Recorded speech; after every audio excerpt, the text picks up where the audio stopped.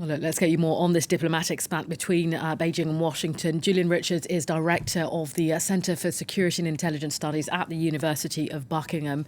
Julian, thanks very much for speaking to France 24 today.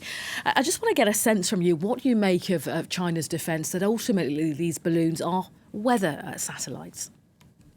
Well, I think most of us feel that that's not a very plausible explanation for this. It's, as we've just heard, this is a known surveillance technology. It's one that goes alongside high altitude aircraft and satellite reconnaissance technology. These technologies are changing all the time. I think it's highly likely that this is some sort of surveillance technology that China is experimenting with. This particular type of technology can do lots of different things. It can take aerial photography of sensitive sites, but also will be equipped with all sorts of sensors and monitors that can detect missile launches or nuclear tests or atmospheric conditions and so on. So this response, Julian, that ultimately the balloon simply blew off course and ended up coincidentally around these sensitive US sites is, again, probably not feasible. Well, it seems implausible, really, in the circumstances. And as we've just heard in the report, one theory is that this was deliberate to see what happened, to test out the US responses to this sort of thing.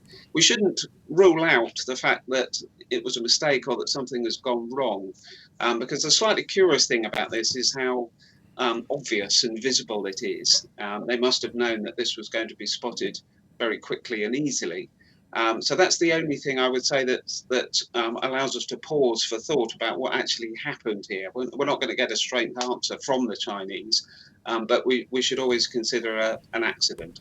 I mean, you'll be aware that Antony Blinken has said, look, we'll postpone a trip that was set to begin shortly to Beijing. Again, what do you make of the timing? Because this has come just before, very frayed relations between two countries, a trip that may have kind of eased things, made these relations a little bit frosty. Could the timing really be that bad? Well, again, this causes us pause for thought, and there are two possible theories, really. One is that the likeliest theory is that it was testing the US resolve. It was throwing the gauntlet down on the table for the US. How would they react if they pulled out of the talks? Then it's obviously them that are having to do that and tackling a very difficult diplomatic situation. But you're right, the curious timing of it, just on the eve of a very important summit, does suggest that maybe something has gone slightly wrong here, that it wasn't necessarily intended to be this way. So it's all a bit curious.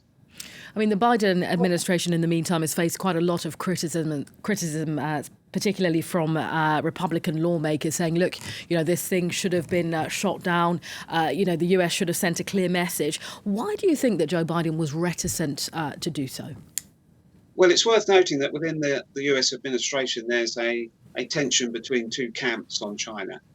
One, of course, is the very hardline Republican stance that you've just described, that's almost goading Biden to take more robust action with these sorts of things, with China generally.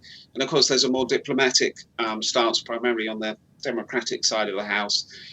So again, China could be testing this out. It could be throwing a rock into the pool of American politics to see how Biden is able to manage this tension within the US political system. So that's a highly plausible theory, really, that this is a very difficult situation for Biden to manage, and the China hawks will be given a strong hand by this sort of incident. All right, Julian, Director of the Centre for Security and Intelligence Studies at Buckingham University. Thanks for your expertise today.